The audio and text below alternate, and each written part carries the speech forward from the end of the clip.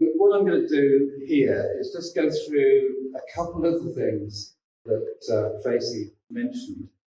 One is, first of all, the Brockhampton West site for the effluent recycling plant. I should mention that I'm here with my Solar Protection Society hat on. I'm the vice chair of that. Our main objections have been the impact on Langston Harbour and also the potential impact on the solar. So just to recap, if you look at the picture, on the right is Bud's Farm, and on the left is where they propose to build the recycling plant. Now, as Tracy said, the location benefits Southern Water. It's close to Bud's Farm and all the infrastructure like the Long Sea Outfall. It also gave them the opportunity to exploit Havant Civic Reservoir as the environmental buffer bay that water recycling needs. Unfortunately, it probably negates the benefit to Langston Harbour that the reservoir would have brought. One of the things that I didn't realise until fairly recently was that the Havant spring water is actually rich in nitrates. So what we had was a situation where the nitrate-rich spring water spilling into Langston Harbour was not helping Langston Harbour's eutrophication issues. Now, by pumping the spring water up into the reservoir on a daily basis, that would reduce the amount of spring water going into the harbour, therefore lower the nitrate. Unfortunately, now that Southern Water are proposing to put 30 megalitres a day of recycled water in, then that's 30 megalitres a day of spring water going back into the harbour. So basically, there's a net loss of benefit to Langston Harbour. If we look at the site of it, there's significant risks. I mean, I'll show you a plan in a minute. But the significant risks are that this is being built on a former council landfill site. And that landfill site, Tracy knows well, it's a dilute and disperse landfill site from the 1960s, which means there's no membranes at the bottom, there's no bottom to this thing. Things were dumped in there as the land was being reclaimed and just allowed to disperse over time. So there's not much science to it. What went in? Domestic, commercial, industrial waste, incinerator ash, because if you remember back that way, Havant incinerator was next door to it. Solvents, hydrocarbons, both of which are easily absorbed and migrated out through groundwater. The site was sold by Havant Borough Council to close development in 2021 for $9 million. Closed development have got outline planning permission, but they still own it. So my assumption is that Southern Water have an option to use the land if the development consent order is passed. So if you think Southern Water own it, they don't actually own the land. This is where it is, the bottom of the A3M. That rectangle next to the dump, that is the site. If you look at it, I mean, you look at the coastline there, if you look at it as it was in 1870, the railway there just, but you see that the whole of the site is the corner of Broad Marsh, and the rest of it is the estuary for the Hermitage stream, the two streams that are coming in there. And over on the right here, we've actually got, just gone, Bud's Farm, you can see down there as the farm. But there are 3 mills on that diagram, on that plan, coming into the area. So one of the details is that the groundwater flow is still into the harbour. What Southern Water are proposing to do is to drill a big shaft into the landfill content, and it's effectively three tunnels into the content, one of which goes under the Hermitage Stream. The risk of leachate coming out of that mess and into the harbour is I think, significant. Southern Water say no, but we need to keep a close eye. The wider impact on the Solent, Tracy talked about the waste from the plant. Now, roughly 20% of what goes through that water recycling plant is actually discharged through the easterly Longsea outfall as a fairly high concentrated brine at warmer temperature than the surrounding sea. So we've got the impact. Southern Water, according to the preliminary environmental information report, they're going to do additional modelling because they've acknowledged themselves there is likely a significant effect of that outfall.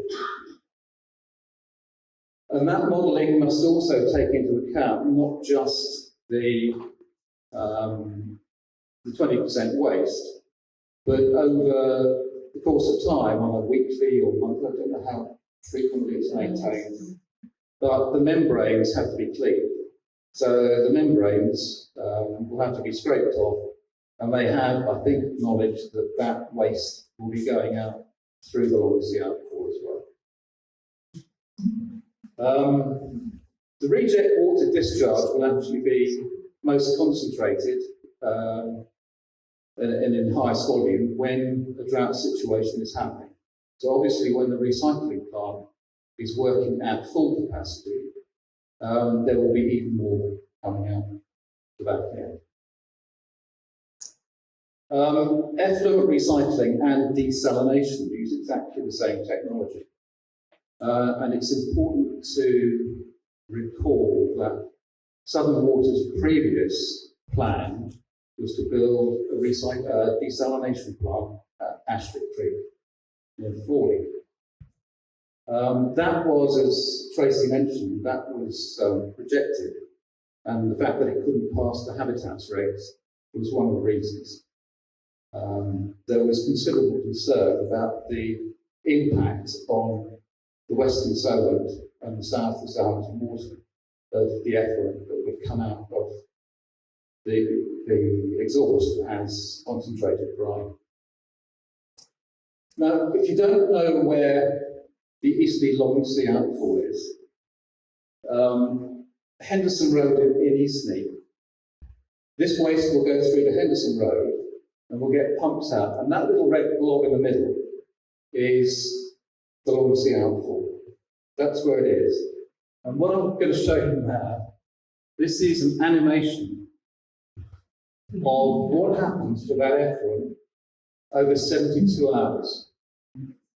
And you've got to remember, because of the tidal flow, this stuff flows around in the Solent for some time. And if you watch carefully, somewhere towards the end of the tidal cycle, it's starting to head towards Chichester Harbour. This actually is a simulation of E. coli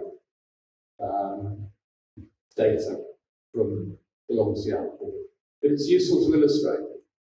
You see starting to go up towards Thorney now. It's coming back into the harbour on the flood tide.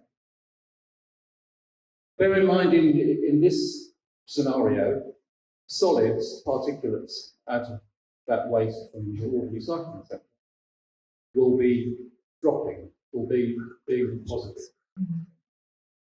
So it's quite an interesting illustration of what's happening from the Longsea outfall.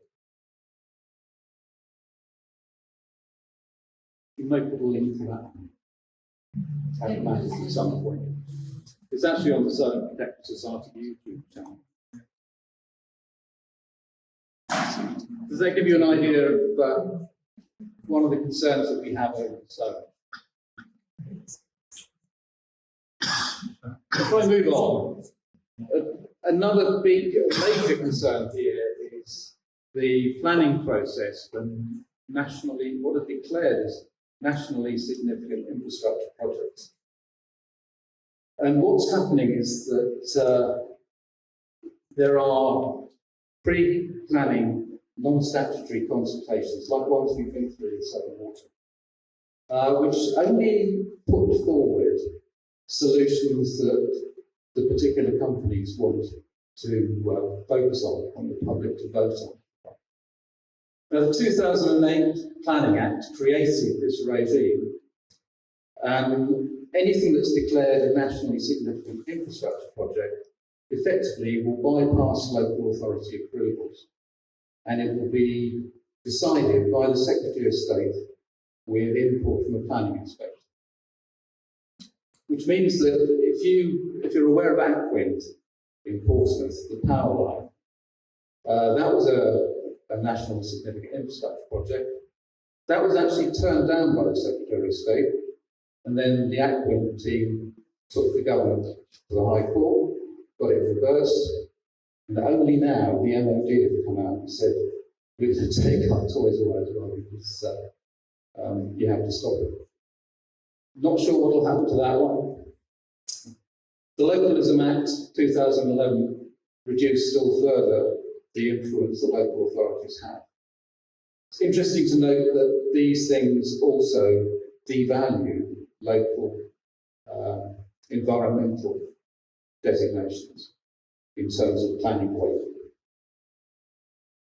So the primary concern that I have with these things is that they're bypassing local authority approval. The intention is to speed up development of things that are national infrastructure. You may have noticed yesterday, I heard about it yesterday, Amazon have announced they're going to spend $8 billion on new data centres. New data centres have just been declared nationally significant infrastructure. So you can see what's going on there. I've mentioned this. I'm going to just finish on this one that you may never have heard of, but this has been occupying me for the past 2 weeks. Exxon, better known as Esso Petroleum at Fawley, the refinery, they are putting in an application for a CO2 pipeline to pump liquid CO2 out to an aquifer, a Ceylon aquifer under the English Channel, which has not yet been licensed or explored. And to do that, they've given a choice of 3 routes. They're going to build a tunnel, a pipeline, right across the New Forest, or one of 2 routes across the Isle of Wight. Now, this is exercising the population of the Isle of Wight and the New Forest tremendously at the moment, because that's what they're going to be faced with. The pipeline where, with no local planning engagement, they'll be cutting a 50-metre wide swathe of land across the Isle of Wight or across the New Forest, burying this pipeline. When in fact, if you look at what the rest of the world are doing, the rest of the world is saying, yes, we've got offshore aquifers, and yes, we've got a concentration of CO2 that we could theoretically capture at Fawley, but they're just using shuttle tankers to take the CO2 from Fawley, their Fawley equivalent, out and inject it. There's no need for pipelines. But at the moment, what's happened is that the Isle of Wight New Forest population have been told in the consultation to say, which do you like best? This pipe across the New Forest or one of these across the Isle of Wight?